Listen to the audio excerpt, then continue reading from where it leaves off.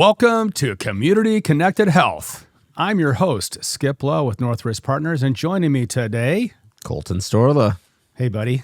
How we doing? Hey, we're doing great. We're having a great, was it Friday today? Yep. Oh, my. Another happy Friday. Happy Sun Friday to shining. everybody. Yeah.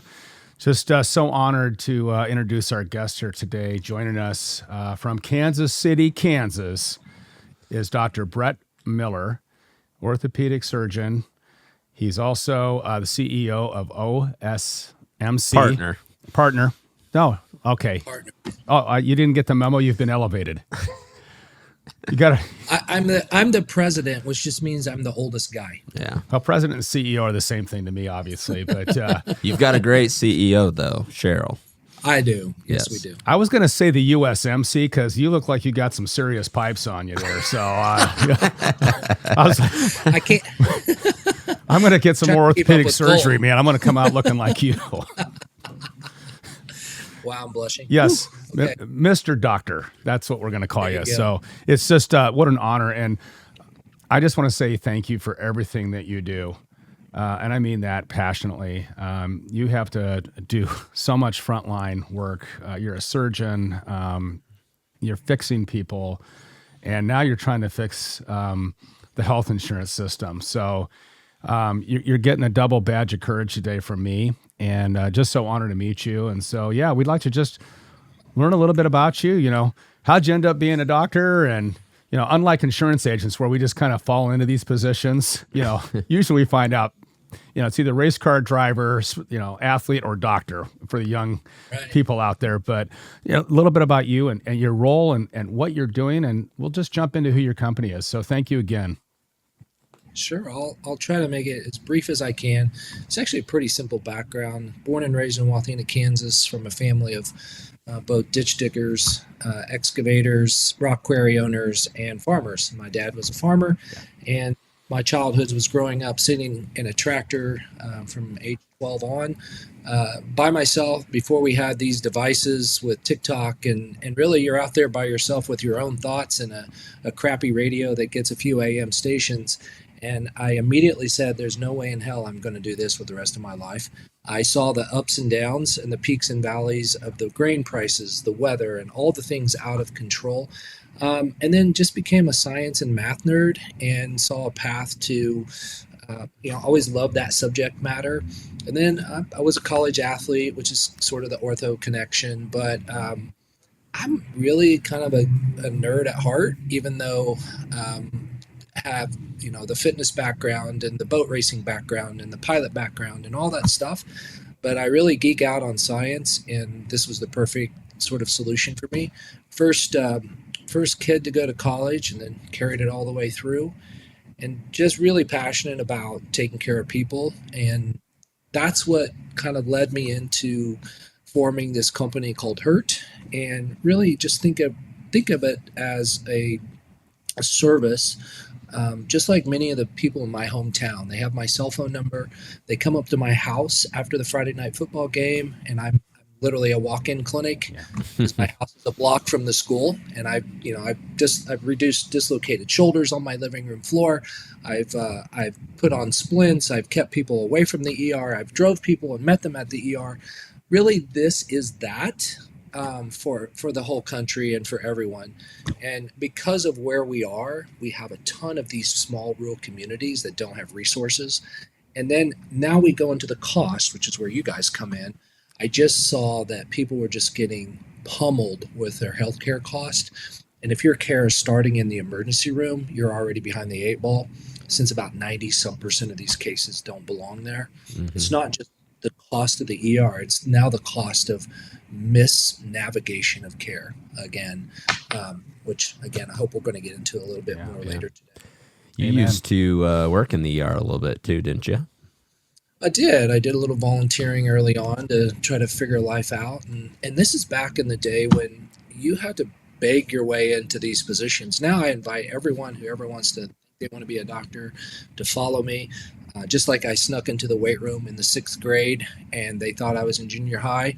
Now we're starting, our third graders on sports performance programs. So it was a very awesome time to grow up, by the way. We're kind of Colton's the young guy here probably, but I want my era to stay my era. It's just been an incredible journey for watching the internet evolve, watching surgery evolve from all these open procedures to now arthroscopic, and now we've got robotics and virtual. It's been an amazing journey to watch this whole thing unfold. Yeah, this seems to be a great leap forward in a lot of things, and certainly what we're trying to do and restore our communities. And for me, I mentioned before we really jumped into our agenda today that, my background and just watching how we just dismantled so much of our primary care, and just we have folks that are, kids that are staying away from going to med school because of the cost of it, which is, a derivative of our high insurance costs, because, costs at universities for their healthcare is just a pass through. And so I'm with you. I'm just elated about the future. And I think we're in a great leap forward right now in so many ways. And so I'm happy to be alive. And boy, I don't think I wanted to say this for a long time, but I'm really happy I'm in the insurance business. So it's time to hand the keys to Colton here, obviously. But yeah, perfect. Thanks for the setup on that and your background. Yeah, and through kind of that journey from where you started and where you are today, was there kind of like an aha moment? Because obviously when you go through med school, you get out in the working world, you're excited to, make money, pay off your student loans, take care of people. But throughout, from what I'm hearing from folks that have gone through med school, I mean, they don't teach you much about, insurance companies, how things are paid for, and so on and so forth. Yeah. And so can you kind of give us your thoughts on, was there like a moment in time throughout your career where you're just like, something's just not right here? And I kind of want to learn a little bit more about the other side of the business, the financial piece. I would say it was a couple years ago, probably about the time you and I met and started talking. And I wasn't overly aware, because we just get checks every week, money in, money out kind of a thing. But then started to hear more and more patients talk about cost and can't afford and high deductible health plans.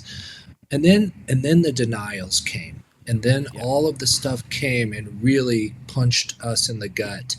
And then we had to wake up. Now you've sort of awakened the sleeping giant, which is the doctors, because none of these medical centers exist without our licenses. My local medical center, who, again, not anti-hospital, I'm for hospitals because they service a role. But don't forget that we are the medical center. Our 150 staff licensures are the heart of that center, because we're the ones taking care of the patients. No one else can do it. We have put ourselves as a disposable commodity, and that will change, because now, guess what? Patients don't trust insurance companies. Yep. I just consumed healthcare through my kids. Nothing bad, just elective stuff, that sinus surgery, but I got to be a patient and not a patient, but the father of a patient who had to pay the bill.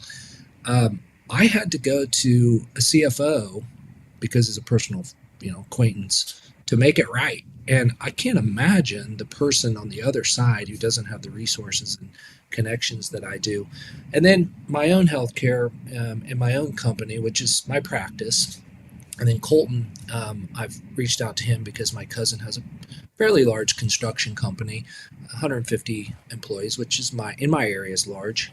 Started from 0, went to 150, and he calls me literally 3 weeks from renewal and says my premiums are going up like 30%, which is another $1 million, and this is now no longer insurance. This is punitive for things where we're not getting the value. So I know, through Colton, learning about what is possible, and of course the Rosetta folks, went to the Free Market Medical Association meeting. I was blown away, never even heard of DPC. Yeah. That was 2 years ago, and now I'm like the champion of all of this stuff. So Yeah, no, that's great. Well, how powerful is it? Yeah, well, they've woken the sleeping giant, and that's what I've dealt with in my career, is where I'm trying to educate the physicians on the insurance world, and they're brilliant, and they've, it's not that they don't have the capacity, it's just it's met with so much anger and frustration, and justifiably. And I think you hit the nail on the head, Dr. Miller, that we are at that precipice where the doctors are they're lining up, and they're looking for resources that, like Colton brings to the table. Some days I try to, but the point is that, they want to learn more about how we can connect together and sit at the same side of the table. And we're there, and we have people that are paying $3,000 a month for their health insurance premiums, and they have a $10,000 deductible. So they're functionally uninsured. They're trying to get coupon cards for their drugs. And then we also work with a lot of providers, and they're looking at this and saying, hey, we can't retain our employees. People are job hopping all the time, and the enormous cost of retaining employees as opposed to or retraining employees, I should say. We're just at that point, and I just think there's so many positive things that we're seeing the difference out there. Absolutely. Yeah. What you guys are doing and driving awareness and creating another option is the whole key. Because employers are ready, patients are definitely ready. Yeah. They are ready to pay cash because they already are. Yeah. They're off the charts. Yeah. They get denied claims all the time now. So my kid's sinus surgery got denied. And so I have insurance. I got a $15,000 bill that I had to fight when my deductible was certainly not that. So what I love about the state we're in right now is that we have a very captive audience of patients, definitely employers, and now practitioners. Cash-based PT, huge deal right now because those guys are getting pummeled on their reimbursement. You can now make more as a starting manager at McDonald's and Chick-fil-A than you can as a starting PT. And I'm not. That's real. Yeah, and then they got their student debt, doctorate degree. Yeah, well, yeah, and they're kind of.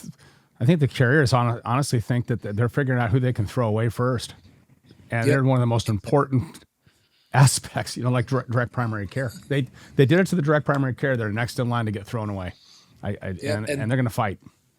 It's funny that now employers are demanding all this conservative care pathway, but then to get them to the conservative care pathway, they've created such a toxic environment to be a therapist. Yeah. Well, now there's not enough therapists. So it's just vertical integration is clearly not working. Non-profit health systems are clearly not for profit. There's giant cranes down here with hospitals being built, and I just posted on LinkedIn, and this is no lie. We literally had a conversation, 8 orthopedic surgeons, okay? Orthopedic surgeons, historically highest, one of the highest earning specialties. We made a board level decision not to remodel our bathrooms because to maintain cash flow, I'm not saying we're broke, and the same thing, we just had a local hospital here announce $1 billion new wing. $1 billion for a new wing. So I'm not here to complain. Where's that money coming from? Hey, didn't Jerry Jones spend $1 billion on the Cowboy Stadium, and he got eviscerated? Yeah. We have opportunities. That's the point. I think. Yeah. Well, speaking of opportunities, we've spoken about this before on the podcast, and 3 highest claim categories in any given health plan is oncology, cardiovascular disease, and MSK. So from your perspective, what do you feel like employers need to know about their MSK spend as it continues to skyrocket, and really what you're trying to do in the marketplace? I love that all 3 of those everybody knows those 3 categories. And then we hear that, well, nobody wants a point solution. They want a comprehensive everything.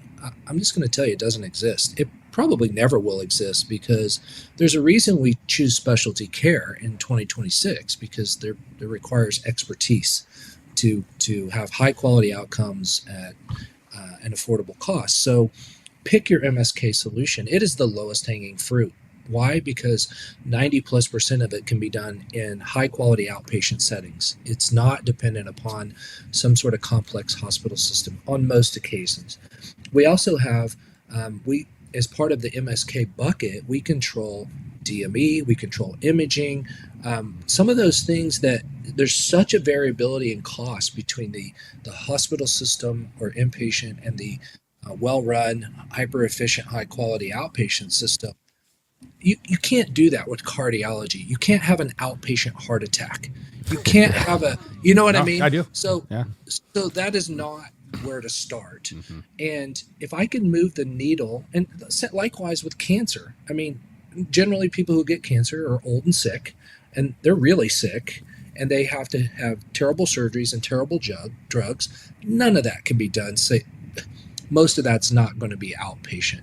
So we control that 1/3 that you quoted. We control the opportunity to build that outpatient opportunity that we can move a significant cost down and away and be more efficient and create the model for the others to follow. Yeah.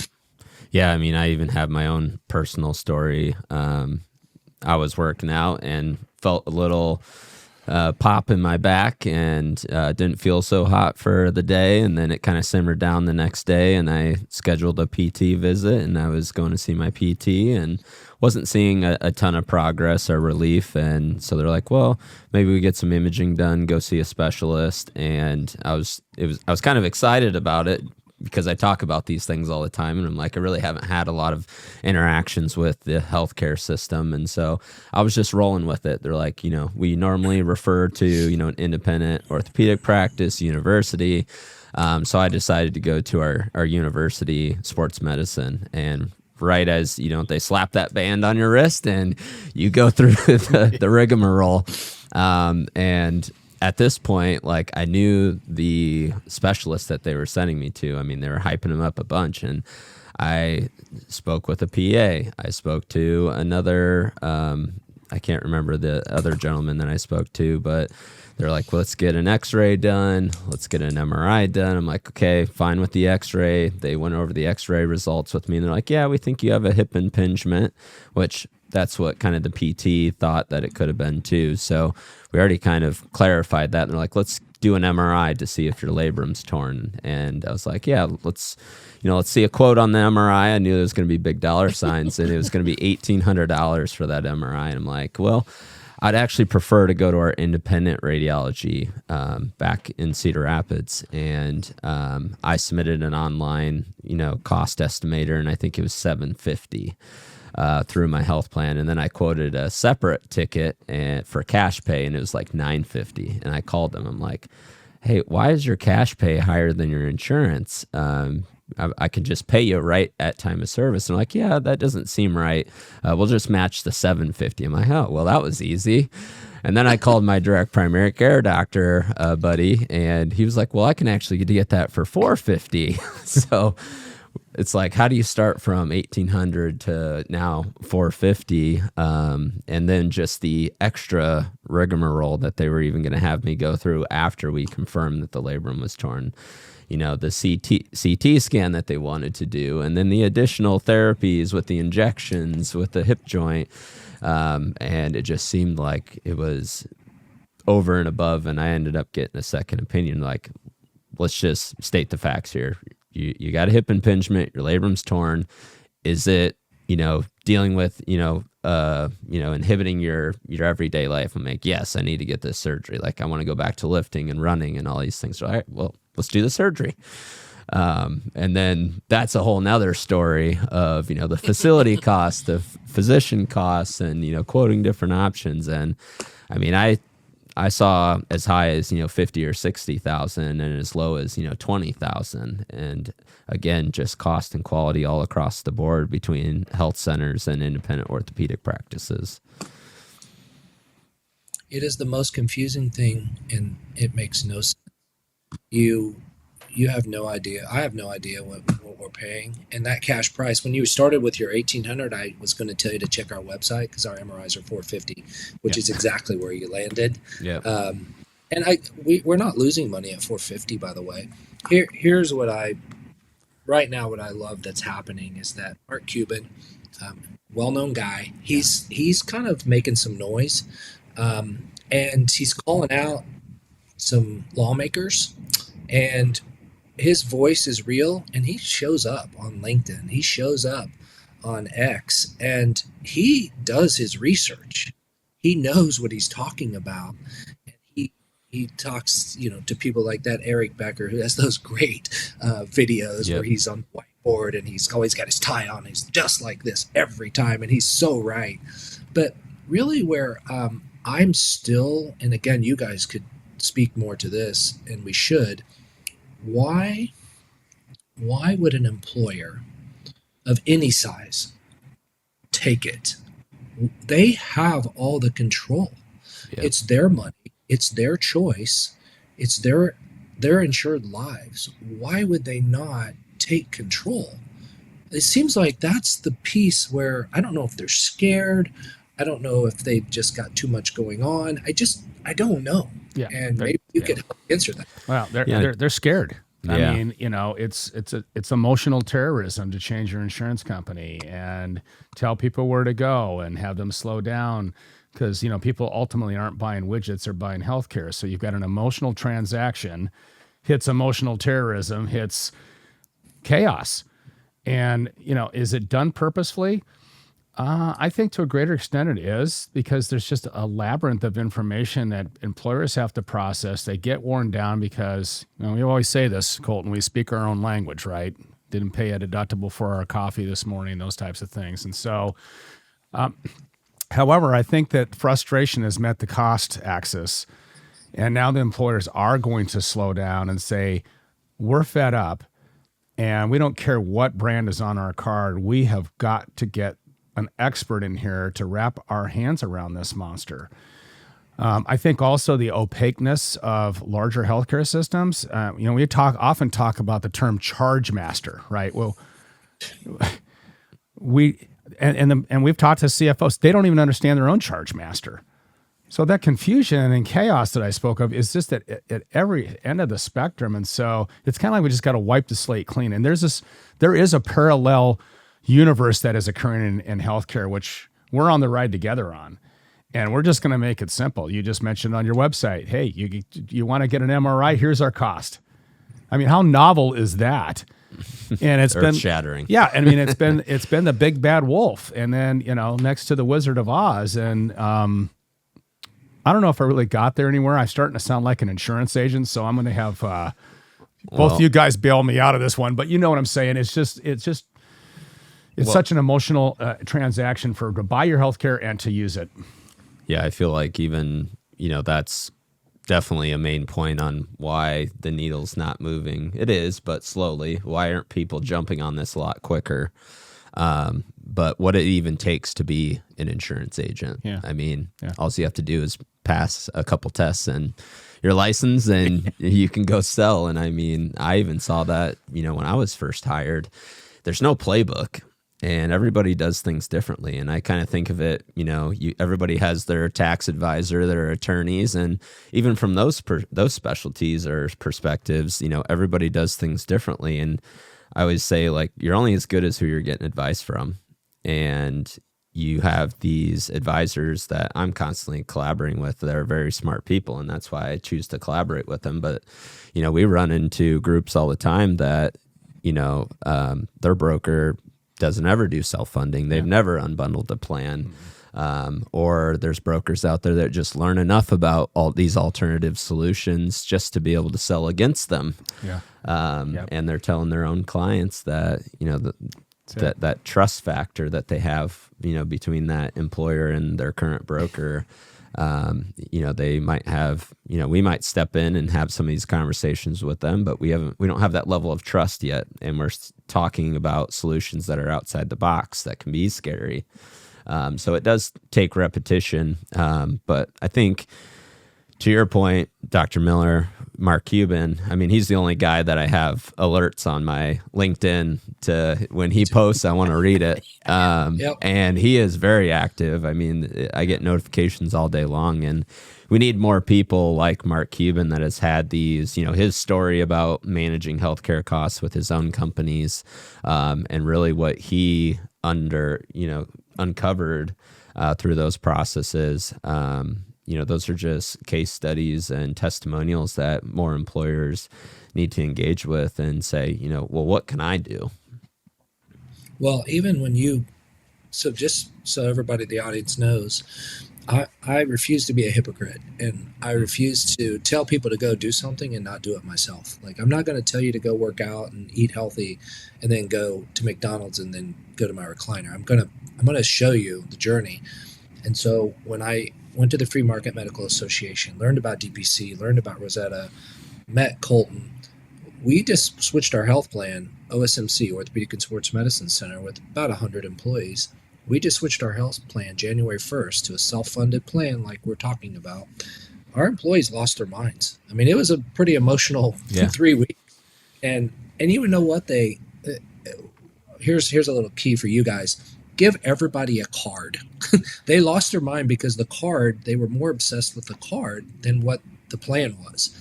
And we have to create that kind of emotional basket for them to help and let them know it's going to be okay, because it was okay. Number one, now people love it.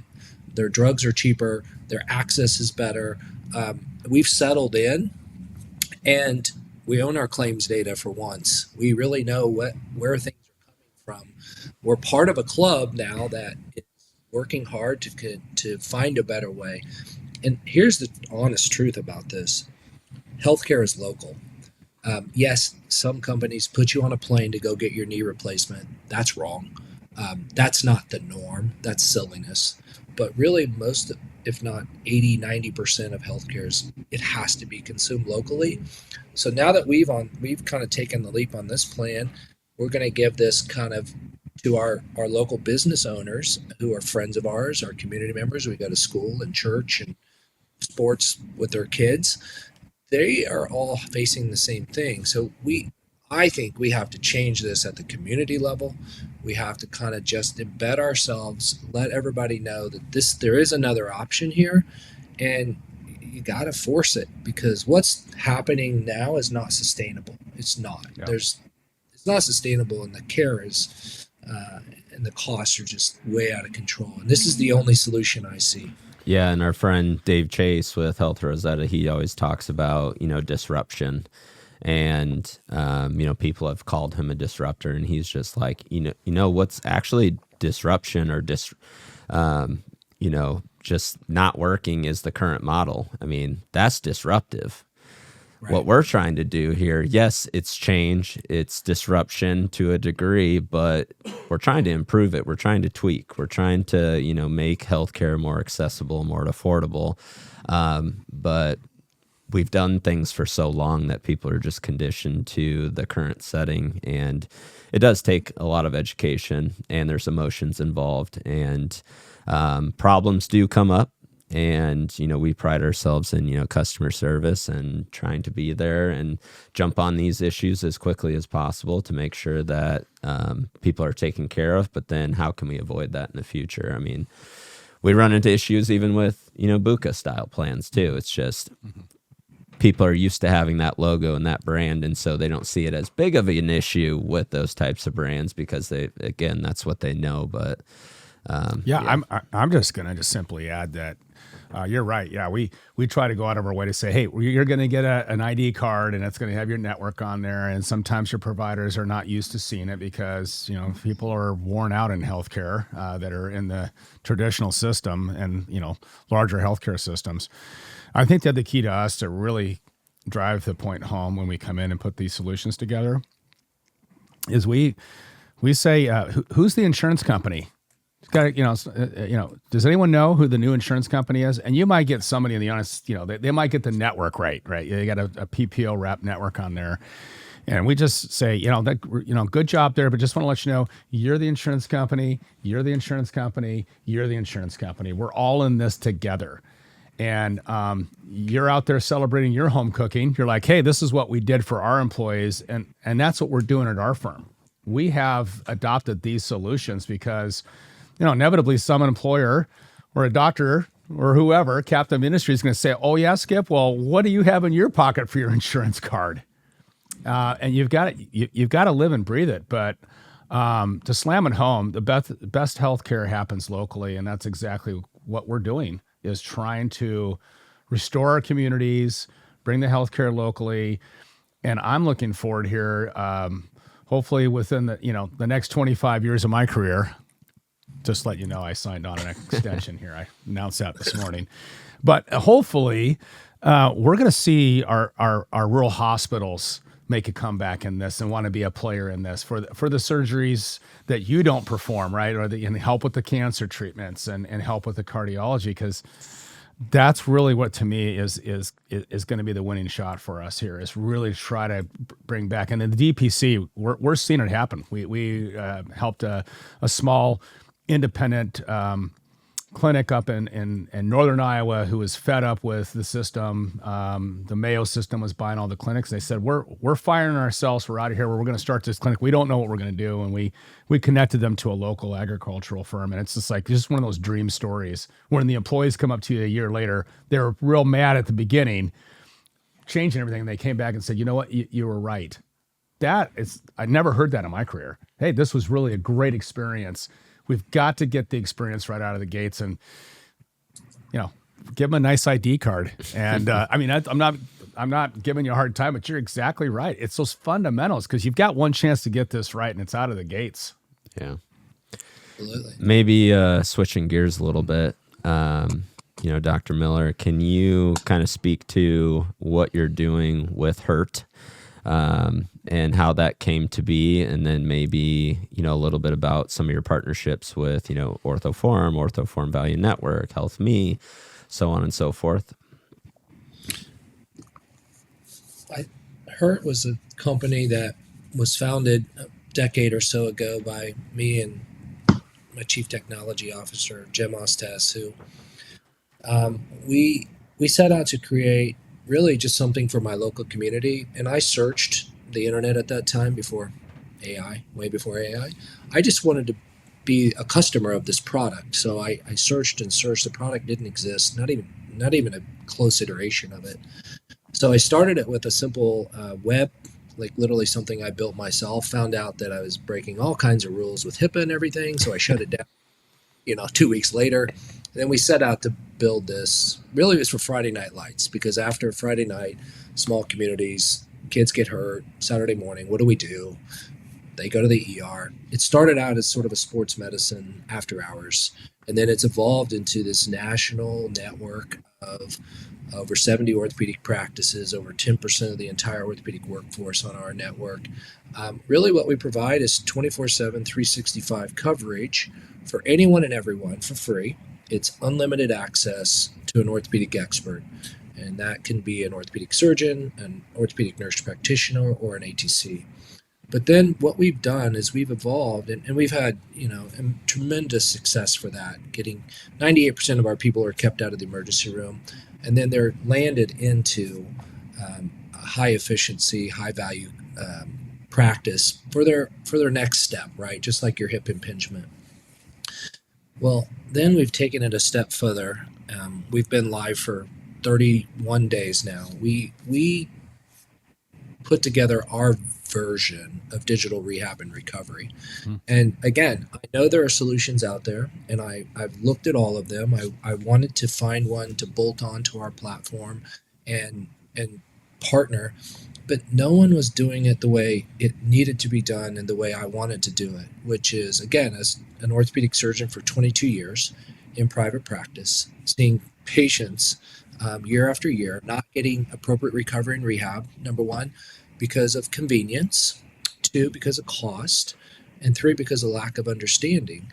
So literally 13 years ago, I tried my first startup and failed. It was called Virtual Rehab.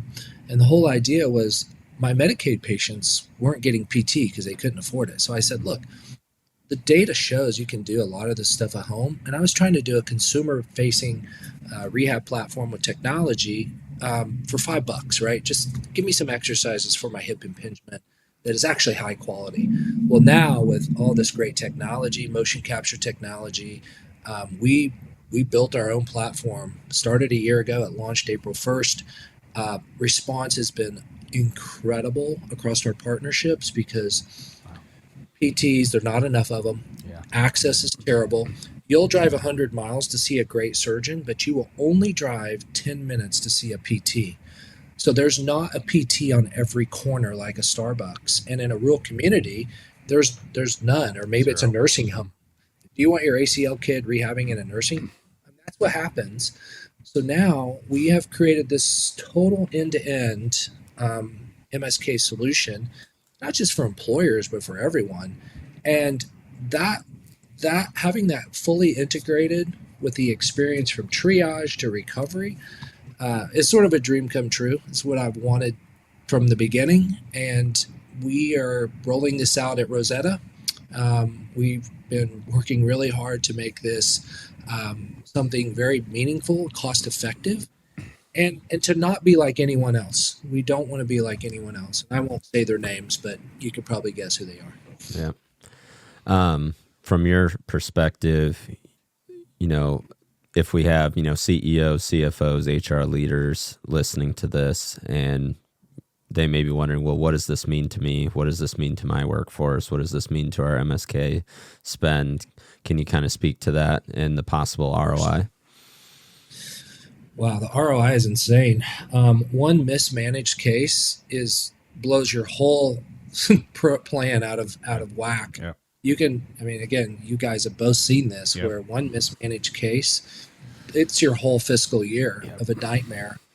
And spine surgery is a big topic right now, right? If you're doing all these unnecessary, you guys have a great story about a school district that almost went bankrupt or did go bankrupt because of all these unnecessary spine surgeries. So if we're not putting that conservative care pathway in front of patients first, well, again, only 1 in 3 PT scripts gets filled. So where are the other 2/3 of these patients going? They're going nowhere. Yeah. Quite. Yeah. They don't have access. Yeah, they don't have access. Yeah. And guess what? I have a job. You have a job. I have a kid. I can't just get off at 2:00 on Tuesday. If it's appropriate, teach me how to do it at home, but don't give me a piece of paper. It's 2026. Let's have motion capture technology. Let's have AI feedback. Let's have a progressive protocol that is probably managed and overseen by a quality skilled therapist. But then here's what I love. I love hybrid as a solution. I'm a shoulder surgeon. When my patients, first 6 weeks, they're in PT, hands-on, got to get that motion. But when they're in mid and late phase and they're doing great and they've got full range of motion, I know as long as they follow the protocol, they're going to do great. Guess what the technology can do? The technology can walk them through the entire protocol. The PT can monitor it. We can get reporting. We can get reporting on range of motion and guess what? Compliance. So we all know that if your patient says they're doing it at home, Yeah. they're not doing it They're at not home. doing it. Yeah. We can prove it now. So guess what comes next? Benchmarking, outcomes. Now all these employers want to find the best surgeon. Now we can help them find the best surgeon because we're going to start collecting outcomes data. That's where this is going. Wow. Yeah, You know no. what? I tell you what, I need to take a time out. I'm going to run through the wall right now. I'm my good shoulder. You're going to take care of my bad shoulder. This one's got a little hitch in the giddy up here, Doc. Well, and Love it. And the thing is like, you're so far ahead of the curve, especially on the data side of things. And, meanwhile, we still have employers that don't even have access to their health insurance claims data. So, insane. that's objective number one, get access to your health insurance claims data. But there's so much more that's possible after you even get data on your own health plan, because now we can measure that data, we can tweak, we can pivot, we can, bring all these other solutions in place. So I love that because those are things that should be important to the employer's perspective. Especially, there's a lot of, you talk about people not filling their script or, being compliant. They're probably still showing up to work, but they're showing up to work in pain. You're probably putting yourself at risk of higher work comp claims, so on and so forth. Well, and selfishly, I got to break in again. But, we've been able to get down to the granular level on these pharmacy benefit contracts and NDC codes and, do all the things that, that low-hanging fruit. But, this is information. Obviously, you're not going to have patient-level information to us, but we can demonstrate the value of this on the ROI for our clients. And that's, again, another side of the coin moment, right, where we can help the people get to the best care for, zero cost or a significantly reduced cost, but to demonstrate this value is we just don't have that pillar in our existence right now. And so it's coming. Yeah. So yeah, we'll be at Rosetta Fest. Just to let you know. So will I. Yeah. Can't wait. We'll be looking forward to the presentation for sure. Yeah. And speaking of Rosetta Fest, it's going to be a panel discussion, correct? We have partnered with Orthoform Value Network and HealthMe to kind of oversee the MSK program. It's going to be sort of its own separate piece. It's not just going to be a single session. It's going to be an ongoing throughout the conference opportunity. We're gonna have the MSK track, and there's going to be a lot of things that the content is going to be vast. But there's a lot of discussions going to be about surgical networks, about PT networks, probably all the way down to imaging and DME and all the things that touch the MSK bucket. We're there to address collectively and create a single solution for the employers to. And again, I just got off a call right before this, and I said, look, I want to leave Rosetta Fest, and if a broker advisor or if a TPA, if anyone wants to consume this product we've put together, we need to be able to tell them, here's how you do it, and this is how you turn it on. Mm-hmm. And no more conceptual. I love think tanks, I love concepts, but I love action more. Yeah. That's how we've gotten to this point, because 2 years ago I didn't know what DPC was. Now I'm a champion, right? Now I've got a DPC in my own clinic. That's what we're going to do with this at Rosetta Fest. We've got less than 100 days. Yeah. We're going to leave there, and somebody's going to be able to say, Brett, I want to buy this, and we're going to be able to sell it to them the next day. Yeah. Yeah, I love going to the transactional side of things, and because there's been a lot of ideas that have popped out there that we're seeing the action and the transaction. Yeah. Yeah, we're looking forward to it. And can you kind of speak to the relationship between Orthoform Value Network and HealthMe, kind of when they come into the equation, and that maybe that potential handoff? Sure. I mean, from her. This all starts with the immediate first touch, and that's where we sit at the top of the funnel, because we're always on. We're 24/7, 365. We provide that access. We have this thing called Hurt Pass that we can give custom made for the employer, so that there's a really not only an easy button, but also a trackable. We have dashboards, analytics. We have predictive analytics, so that we can say that, look, this is a probable Achilles rupture. This is what you're going to expect to pay. You're going to have a surgery, an MRI, this many PTs. Now we can take that predictive dollar and measure it against the actual cost and try to help you plan for those expenses. So then you think about this, the initial triage occurs. If conservative care is appropriate, and let's say you don't have a brick and mortar PT, or you do, or it's not convenient, we have the digital rehab solution. So now we can have that kind of at-home rehab. But then guess what? The beauty of this is that when and if conservative care fails, we have the largest surgical network of high-value, low-cost ASCs, over 6,000 surgeons, 150 practices, coast to coast. So now when you do have to escalate to surgical care, you have that very special network that you trust is not going to do inappropriate inpatient surgeries for carpal tunnels or ACLs or whatever. And we can follow them all the way to their recovery, again with digital rehab if needed. But then we layer on HealthMe for the payment platform. So they've done millions of transactions. They know how to do it. And it's just kind of a perfect marriage of three companies on the same mission with very different services that really fully fit into one. And it's going to be sent as a single solution, so that you don't have to have three different deals going.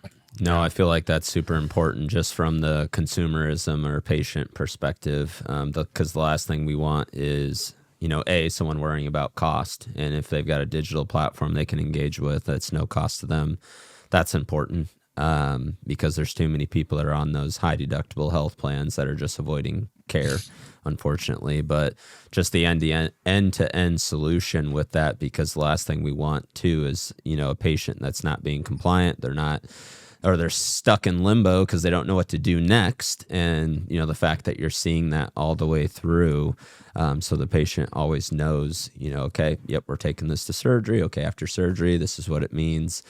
With the post-op, that's super important.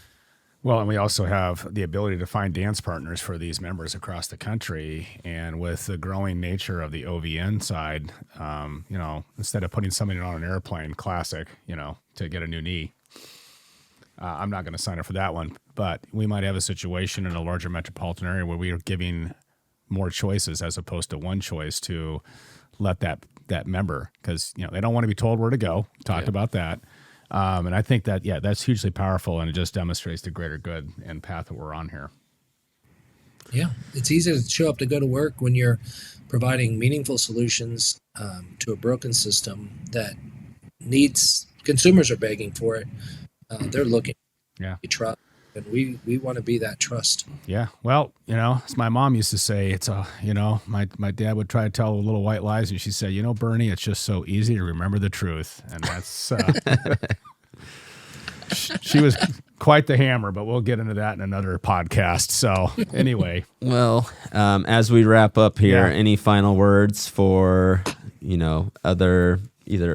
other CEOs, CFOs, HR leaders, or just words in general? Or brokers like us, or just brokers in general. I think that you owe it to the people you serve to take a look at this, because it costs you nothing to look. And we have created a solution that, again, didn't exist. I am unaware of anyone who can take you from triage, conservative care, surgical network, recovery to the end. I'm unaware of any other company or group of companies that does that. And I think that, number one, is 2026. Healthcare has gotten so expensive. We've lost the trust of the patient. We have to take it back. And I think that our network and our solution is doing exactly that. We're going to do it at a more efficient cost, high quality outcomes with high quality people in the network. And it's just not going to be hard to activate. We again, Colton, you guys, Skip, we make this the easy button, because the administrative burden on everyone right now, not just doctors, not just practices, it is so enormous that I don't even know when to take a meeting anymore sometimes. Yeah. That's why when you are a Hurt partner as a practice, I said you have 45 minutes maximum to implement. When we created our digital rehab solution, I told my CTO, you get 1 minute of the PT's time to activate this. We've got it down to 45 seconds. Wow. And we're going to get better than that, because everything is right now. I mean, after I get off here, I'm going to get on my TikTok and I'm going to keep scrolling, because that's our attention span right now. Yeah. So we want to make everything that simple today. Yeah. Well, I'll tell you what, I've decided after this call, I'm going to get another cell phone that buzzes, because I don't have to buy a gluteus maximus stimulator now. So I came up with a new PT equipment. I'm coming in. Anyway, just a super honor to spend some time with you. See you again, and I can't wait to see you out at Health Rosetta and the Rosetta Fest, and break some bread. And we got some clients coming out there to celebrate, and showing that we are making the difference. And I think your quote of the day is you owe it to the people you serve to do the right thing, and that'll stick with me. Appreciate you. I like what you guys are doing. Again, I'm a follower and follow Colton through the fire to get my office on your platform. And we're looking forward to rolling this out in our community and be an example for other communities that, it doesn't have to be scary. Yeah. We're not asking for exclusivity. We're trying to help. It's a greater good. Yeah. Greater good. All right. Thanks, guys. Thank you. See you soon. Thanks, Doc.